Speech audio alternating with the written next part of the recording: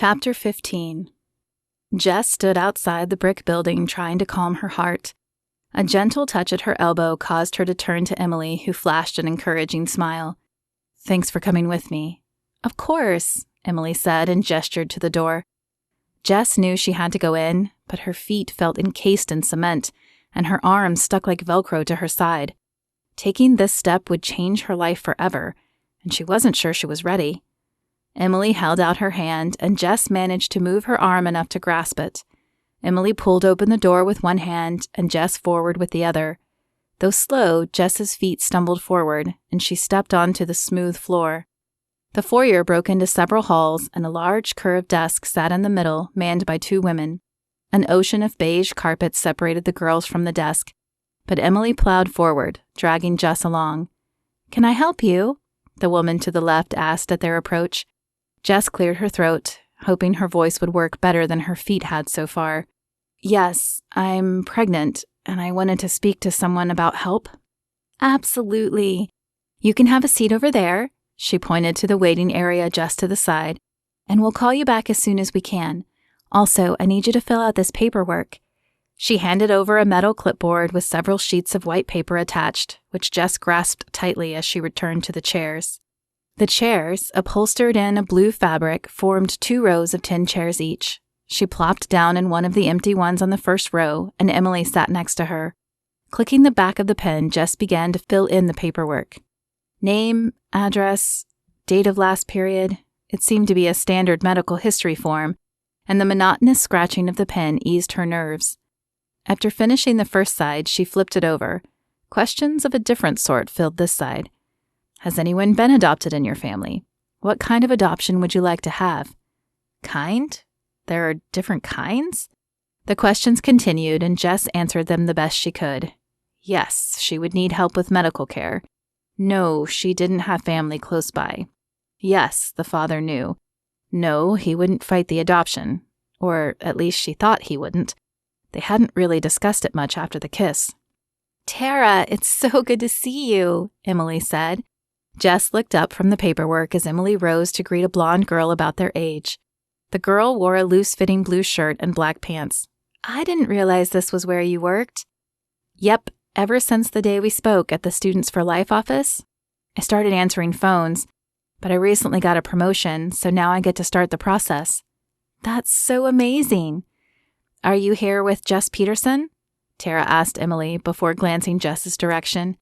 "Yes, she's my roommate," Emily said, then turned and made introductions.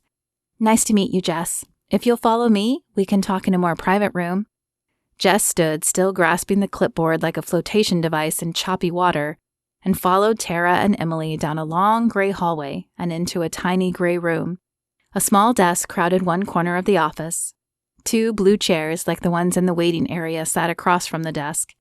Books filled a small bookshelf in the other corner, and pictures of parents holding a baby lined the wall behind the desk. Though packed full, the room felt cozy. "Did you unite all those families?" Emily asked, pointing to the wall as they sat down. Tara smiled. "No, I inherited this office, and the pictures, but these 3 are mine, or at least partially mine. I answered the phones on the day they called and got them to come in." She pointed to the bottom 3 pictures. "So, how does this work?" Jess asked, interrupting. She hadn't meant for the words to sound rude, but her nerves were on edge. She was here to give her baby away, and that was tough to deal with. Tara recovered nicely and even flashed a smile. "Well, we'll fill out a list of what you'd like in adoptive parents. We'll get the paperwork started for the financial aspect, and you can look through the binder today if you'd like." "Binder?" Emily asked. Tara pulled a large black binder to the center of the desk. "This is a listing of all the couples wanting to adopt in the area. You can read all about them, see pictures, and decide if you like any of them. I suggest you pick 5 to 6 couples you like and then narrow it down from there. Of course, you can meet any of the couples you'd like as well." With a swipe of the mouse, Tara brought the computer screen to life. "Okay, let's get the basic questions out of the way. Do you care if the couple has other children?" Jess's eyes were glued to the binder. Were the people who would adopt her baby in there? "Jess!" Emily poked her, and Jess's head jerked up. "I'm sorry, what was the question?" "Do you care if the couple has other children? Tara repeated patiently.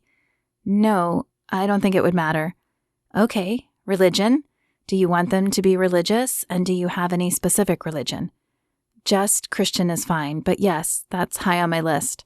Though still learning about God herself, Jess wanted the baby to be in a loving Christian home like Emily had grown up in. Tara clicked a few keys and continued to rattle off questions. There was so much involved in the process, and Jess wanted to finish so she could look through the binder. Finally, the questions were complete. Do you have questions for me? Tara asked. Does the binder contain pictures of the couples? Jess's fingers itched to open the cover and devour the pages. Of course. Tara turned the binder around. This was my favorite part when I decided on adoption. Just a few more months to go. She patted her belly, and Jess did a double take. The idea that she was like Jess, young and unmarried, gave Jess hope that things would work out for her. How's it going? Emily asked. As Tara answered, Jess's attention returned to the book. She touched the cover, suddenly unsure. What if none of the people called out to her? Swallowing her apprehension, she flipped open the cover. A nice-looking man and woman stared up at her. Beneath the picture, a bio of the couple and what they were looking for filled the pages. Jess skimmed it before turning the page. Another couple, blonde. Another brunette. The couple seemed so similar, and there were so many of them. How would she ever decide? As Jess continued to flip through the pages, she found it easier to eliminate couples than to pick couples.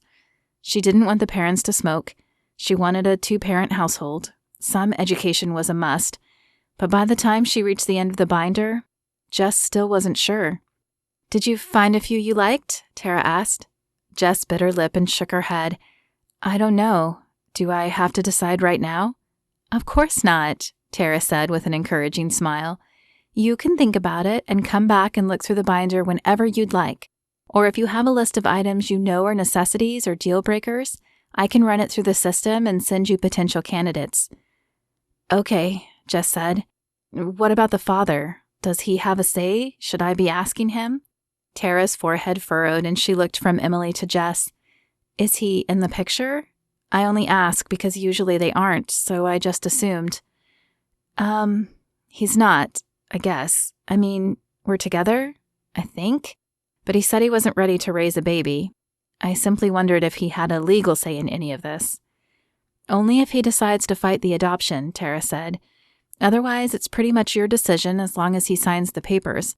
Of course, if you are together, you're welcome to bring him in and have him look with you. Maybe his perspective will help you decide. Jess nodded, trying to process all the information. Suddenly, she was no longer sure of anything. Can I take time to think about it? Absolutely, Tara said. We have the process started, which is the most important thing.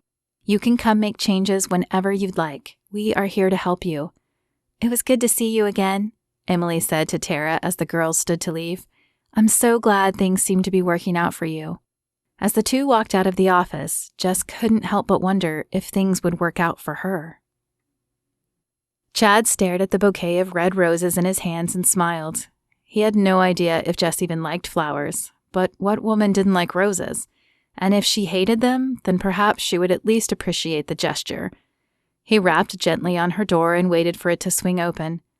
Oh, Chad, they're beautiful, Jess said as the door opened and her eyes landed on the flowers. But I have no place to put them.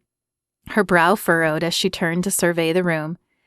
Don't worry, I'll see what I can find, Jess's roommate said as she rose from her bed and took the flowers from Jess. Chad would have to find out her name again. So where are we going? Jess asked as she took his arm. You'll see. Chad led the way to his motorcycle parked downstairs and handed her the spare helmet. When he was sure Jess was secure behind him, he fired up the bike and headed toward his favorite park. As the air was cooling the closer it got to winter, Chad had packed a few blankets along with the food in his saddlebags and told Jess to wear a coat. Her jacket looked old and worn, though, and he made a mental note to purchase her a nice leather one soon, especially as she would be riding with him more often. So, you once asked what my favorite food was, he said after turning off the engine and removing his helmet. I thought instead of just telling you, I would share it with you. He swung off the bike and helped her down before grabbing the supplies from the saddlebags. I can't believe you remember that, she said with a soft smile. I thought as fast as you got out of there that you wouldn't remember my silly question." He returned her smile. "I may have behaved badly, but it didn't mean I wasn't listening. Now, I'm not a great cook, so I have to admit that I got this to go. I hope it's still warm, though." "I'm sure it'll be fine." Chad led the way to a large tree that still had some of its leaves and spread the blanket out underneath. Then he opened the boxes he had picked up from Carino's and handed one to Jess.